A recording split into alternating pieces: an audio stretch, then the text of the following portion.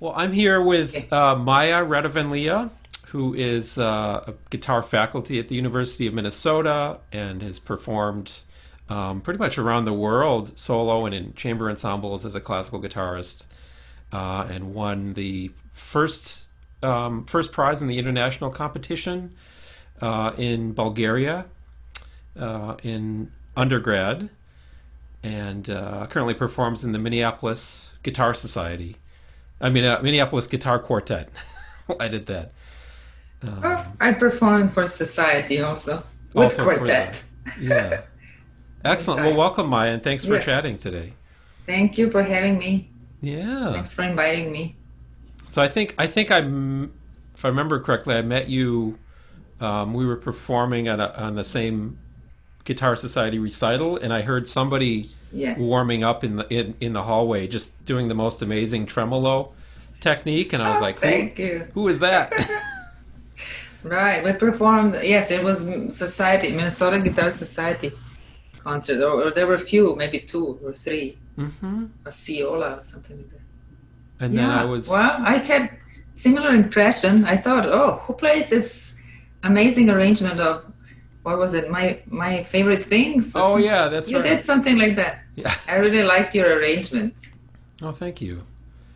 Yeah, and then I But was that was the fortunate first enough time. to get to write some music for the Minneapolis Guitar Quartet that you're performing in, and that was super Yes. fun. And you had a piece that was on that same program that you did an arrangement of. I'm forgetting the name of it. Oh, I did a Macedonian traditional song. Prošeta se Jovka Kumanovka. Hmm. That's a that's the one. In concerts, I ask people to repeat after me. That's always people are laughing. It's a And really old Macedonian song, really, really nice song that yeah, it had we this like play a really lot. It's haunting kind of spare arrangement that very you did, and nice it was. melody. And you Uh-huh. said you. I remember you talking a bit about the lyrics of the original song in the program. Yes, it is very interesting song. It's well, when you translate the title, it's Jovka from Kumanovo took a walk, and I think it's a really old because it talks about this girl, a time of Ottoman Empire, the Turkish empire that was ruling all this area, including Serbia, where I'm from, and so the young girls they had to marry these guys. They were rulers of certain area in Ottoman Empire, Turkish guys, and they had several wives, right? And so I say as often that this is the first feminist song because in this song, the Turkish ruler meets Yoka and he tells her that she will be his wife in a few days, and then she says no. So it's very interesting song and beautiful melody because it's so old, so it's a little bit unusual mode. And And I'm how I'm using some tapping or imitating some traditional percussive instruments, things like that. A little bit of tremolo with the flash of index finger. So it was fun to arrange that, and it seems like people like that song. So in concerts, it's always a favorite one. Yeah, I think it's Very kind of cool to have interesting. a piece that has that long history that you can kind of talk about and connect with an audience. But it's just a beautiful melody too, It in is your beautiful arrangement of it. melody. It's really nice melody. Uh-huh. Oh, thank you. Yeah, I had lots of fun Yeah.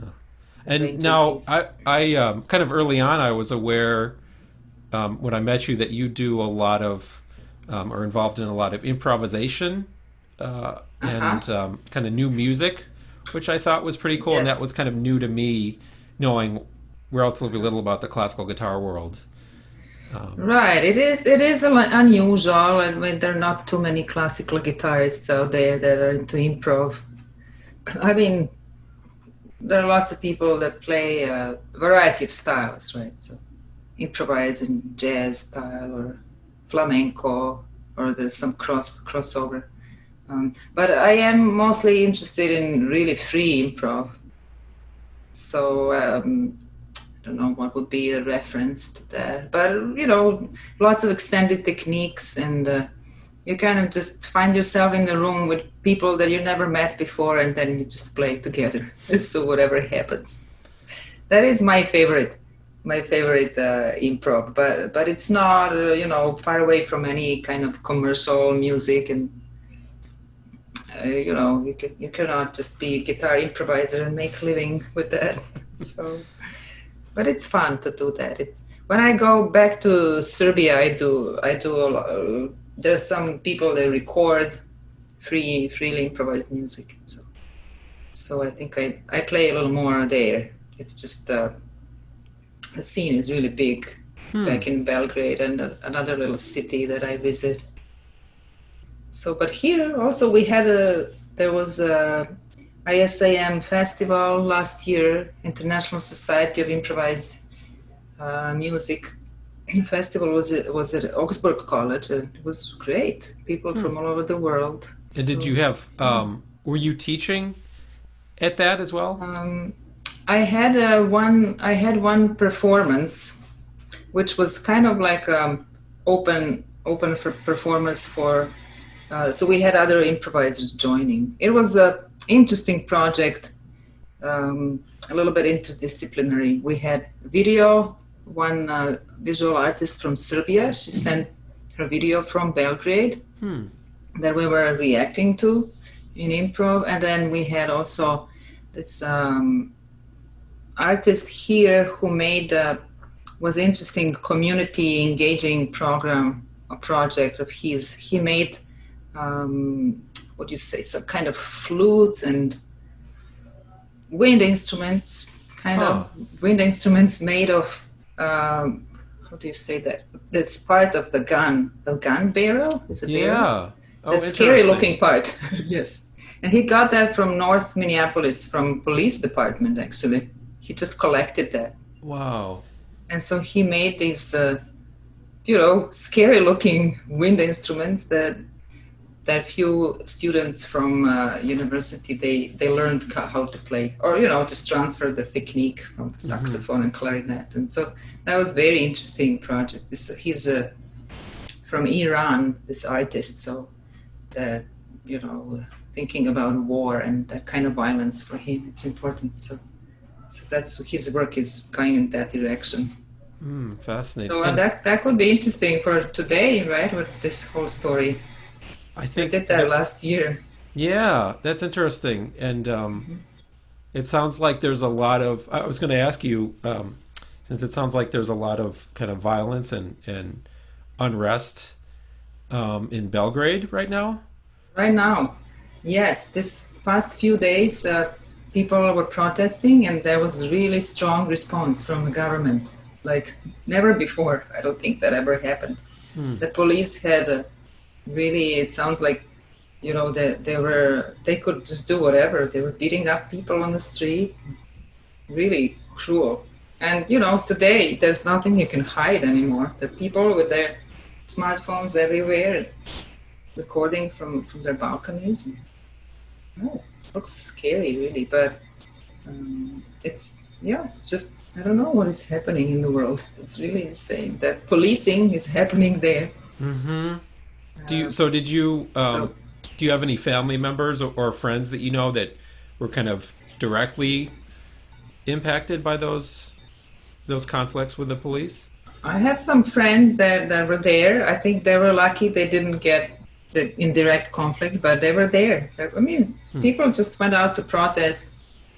It's mainly it has to do with the current president, who is very autocratic kind of guy, just imposes all these crazy rules. He was going to have curfew for 3 full days, Friday evening until Monday morning, that you couldn't go out of your apartment because the numbers are a little bit more right with virus, with COVID. But Serbia is such a good example of how they can use all these things to impose power. It's really crazy. And so the young people went out, students, just a peaceful protest, and it's actually something very similar to what happened here. I think they infiltrated, what I understood now after 3 days, it was happening for 3 days. There were some very aggressive people, in protest, not peaceful protesters, that it looks like they are somehow connected to the government. Now people are talking about that, so it's even more crazy. I'm curious right now is with everything that's going on in Minneapolis and the Twin Cities. People protesting police violence, and I kind of had this this building sense of like, okay, so I'm a dude who practices guitar a lot. How can I Right. kind of use that thing that's been a lifelong Mm-hmm. love, but to share it with other people, and maybe even to somehow draw attention to creating change. And I'm Mm-hmm. kind of Oh having that yes, ongoing that's discussion. But uh-huh. I was curious. You had I think it was in back in June. You started a fundraiser, a Facebook Yes. fundraiser for a project, and raised over it looked like over $1,800 for guitar classes for kids Mm-hmm. in the Powderhorn Park neighborhood, which Yes. is it's just home to a great many families and people of color, and Mm-hmm. people who probably couldn't otherwise afford classical Mm-hmm. guitar lessons. So how did you Yes. first what inspired you to do that, or how did that get started? Well, I had similar thoughts that you said, "Oh, I'm, just a classical guitarist. What can I do? What do I do here?" And so I just thought about, okay, well, let's see. I'm here where there are lots of Latino families, lots of people of color, and classical music is not.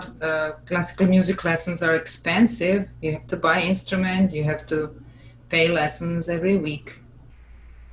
And I talked to Milena, is my duo partner, just to see, am I going to have some people working with me here, just some help, and so she liked the idea, and then we started this fundraiser to just experiment for now, just to see how it goes, and offer guitar classes first, but with some accent on classical guitar. So we will Mm. teach fingerstyle and try to introduce, variety of styles, but a little bit of accent on reading music and classical guitar, fingerstyle technique. Mm. And we raised enough money so that we can purchase some guitars and we can give away guitars, because often, people cannot afford some basic things, and they're not thinking music and guitar for kids. Hmm. And that we have several buildings here actually that I just went one day with flyers and was giving out flyers to people outside that I would see. And I think we just started with that. We have 5, 6 students now, and it's starting on July 20th.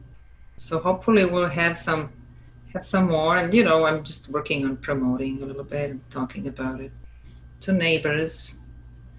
So yeah, I think main idea was coming from there. I'm looking at, oh, what is happening, and we have this large encampment here. I'm hoping to maybe get some kids from there. Hmm. So I was just thinking, what can I do? I'm a classical musician. How can I connect what I do? Or I mean, guitarist, right? Guitar. Hmm. What can I do other than playing outside, maybe some garden concerts, and again fundraising for some kind of cause. But then I just came up with this idea.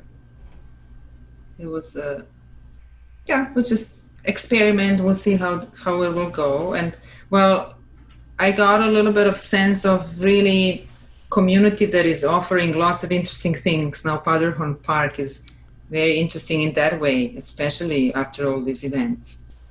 So I attended free yoga class that one neighbor is offering weekly, even free acupuncture. Hmm. So there's the Modus Locus is the gallery on 35th and Bloomington. They have this beautiful outside space, which serves as community space. That's where we had some meetings, and that's where there is every Wednesday there's a wellness hours. I think that's how she calls it. One neighbor, Tamiko, she is amazing. She's offering her um, knowledge of how to heal from all these stressful times, right? And offering very interesting kind of art of healing there every Wednesday. So the idea came a little bit from there also, but I could see how some of my neighbors are offering different things to community, and then I thought, oh well, maybe guitar class, guitar lessons. So and then I was lucky to meet the owner of Modus Locus, this very nice young guy who is oriented in that way also. He's donating his space for our classes. He's organizing lots of interesting things. Tonight there's this, how does he call it? Night market. So there will be some few vendors and people there offering things like, I think, yoga, acupuncture, some artists. I will perform with Milena for about 30 minutes. Oh, cool. And we will talk about class. Just, promote a little bit, try to reach people that way. Because also that one challenge was, how do I reach these families? Sometimes, they don't have Facebook accounts or they don't spend their time online. Right. It's a little different lifestyle sometimes. So then I just had to go around and hand my flyer and put up posters and talk to people. And so tonight at the night market, I'll also promote a little bit and try to see, meet neighbors and families that come there. So it sounds totally kind of grassroots, like face to face. I guess. Yeah. Yes. Yeah. And the main inspiration, I would say, really comes from community here and these meetings. I attended several meetings in the midst of all these things that were happening. And then after that, people started, or actually continued meeting in park and in that space at Modus Locus, and just offering variety of things. I think there is a drumming circle class also. So that's super cool. It's interesting. It's just interesting times, very inspiring. Well, it's interesting to me because it seems like that neighborhood and Powderhorn Park like kind of became this kind of a focus for, like early on in the protests and the demonstrations. From what I understood, there was the Sanctuary Hotel that converted. That's right. Sheraton Hotel on Chicago and wherever it was. Yes, it was housing a lot of Chicago Lake. Housing a lot of homeless people, and staffed by volunteers basically. And it sounds like after they were kind of told to leave or evicted, a lot of those people and volunteers ended up in Powderhorn Park. That's right. There's a large encampment now in the park. Yes, and lots of volunteers. Right. I went there first weekend with my neighbor and friend, the mental health specialist. So we went there, talked to a few people, and there was one younger Somali guy, I think, who said he has guitar. So I'm hoping to see him in the class.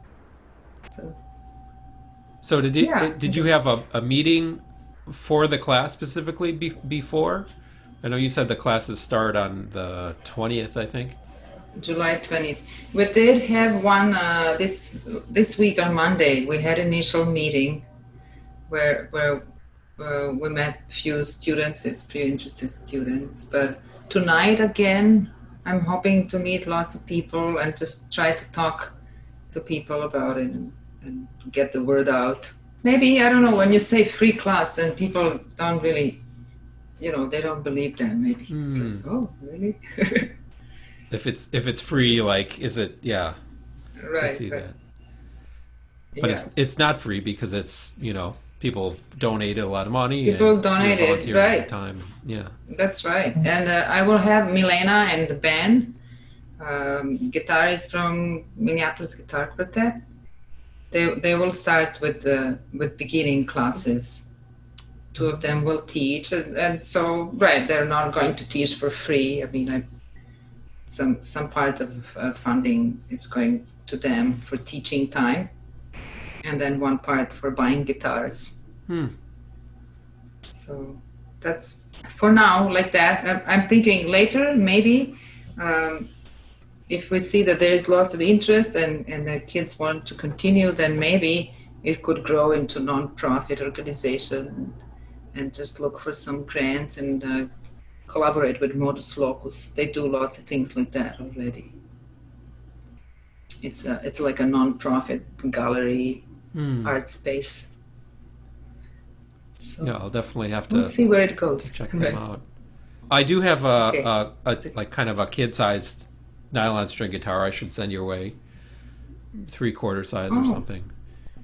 Um, I got one nice, really small guitar from Ryan oh, that you play cool. with. Yes, yeah, I met with him. Yes, Excellent. yeah, I think it could be. I'm really thinking that this is something that is needed. You know, guitar lessons, and just introducing music to people, just making it a little more accessible in a way, right? Because when you think about classical guitar, especially, it's venues are concert halls or um, sometimes not big concert halls, but you have to pay at least $20 to get to Mm-hmm. go to concert, and it's in general classical music, not strictly guitar. It's a little on the snobby side, not only here in America but everywhere, and so I think there's something that we can do about it, especially with guitar. I think classical guitar can be that instrument that's going to cross these bridges and introduce some new audiences also. Mm-hmm. So that's another thing I was thinking about, especially here when we did few garden concerts. I call it pop-up garden concert, just out of the desire to play for people, right? We're inside, everything is online, and so we did that in our neighbor's garden here, and we had some people were just passing by, and they came in and they really loved classical guitar. It was very obvious that's the first time they ever heard something like that, and they liked it. So Hmm. you don't have to know a lot about, or you don't have to be familiar with Beethoven symphonies. You can listen to guitar. Guitar is that kind of instrument, I think. It does seem like it has, So it's an instrument that, most people are familiar with and have heard it in some kind of right, genre of music, and it's right. It's in personable and some it's portable context, right? and do you, Yeah. Maya, do you see, you know, in this moment, are there other organizations or ensembles that you know about that are kind of trying to open that discussion in classical music of maybe Mhm. making it a little bit more inclusive, or you know, Oh yes, I think there is a movement towards that. I was talking to oh, what is his name? Ahmed Azula. He is a choir director, conductor, a young, also based somewhere here, I think in Corcoran neighborhood. And so he has this amazing organization. I think it's called Border Crossing, hmm, something like that. Well, it has to do with choir, of course.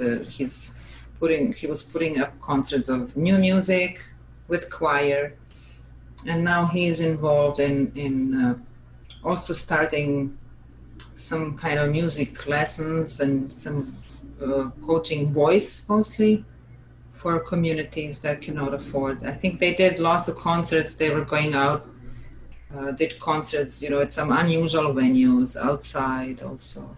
I hmm. think that's a border crossing. I guess that's the idea, to cross all these boundaries, we can say.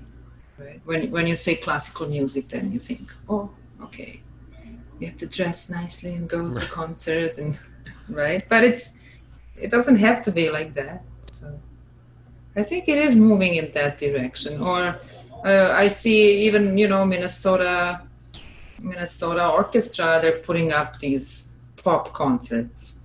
Sarah Hicks, right? She's one conductor that's her project, I think. Hmm. So they're just trying to attract younger people. They did something with Dessa, I think, that hip hop artist. So just trying to find all these ways.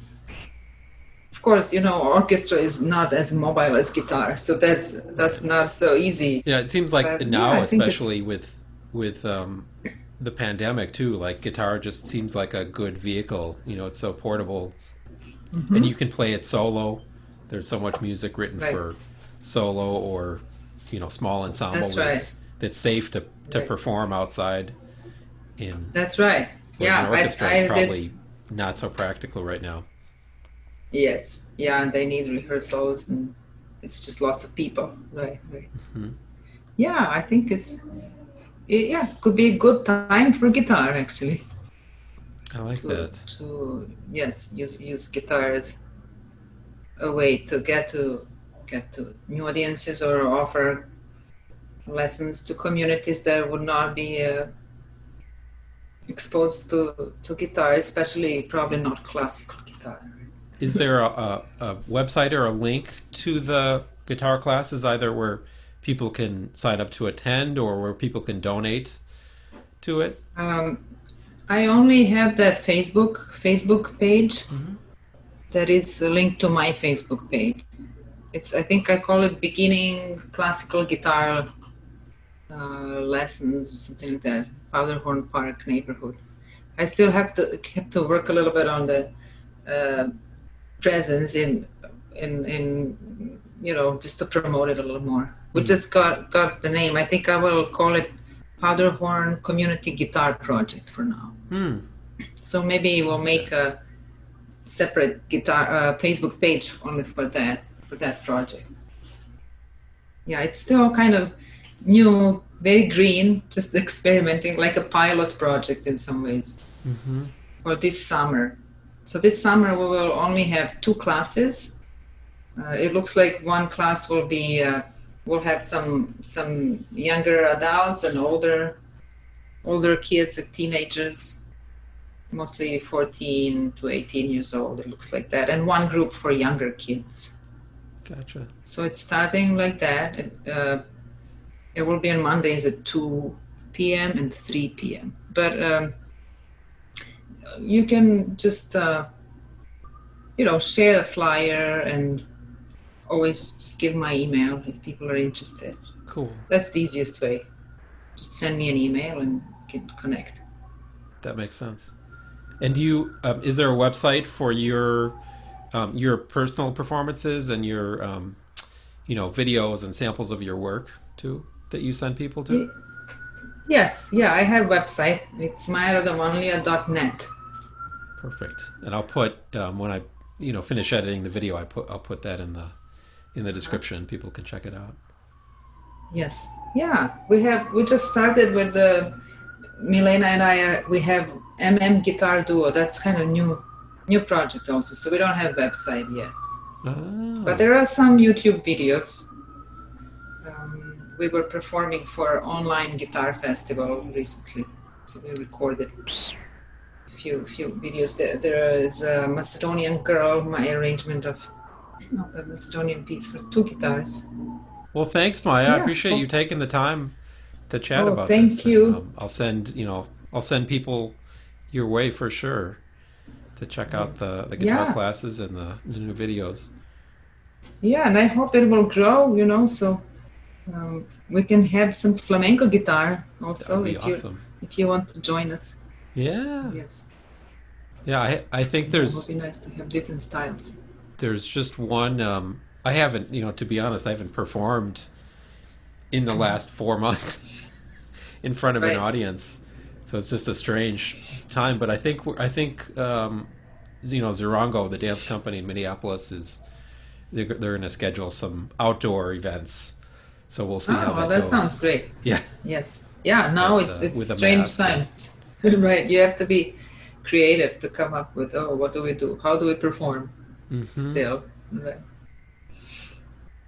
Well, Okay. awesome. Yeah, Well, very that good. sounds great. Thanks so much, Maya, for you taking the time. Thank you. Yeah, Thanks for inviting me. yeah. Of course.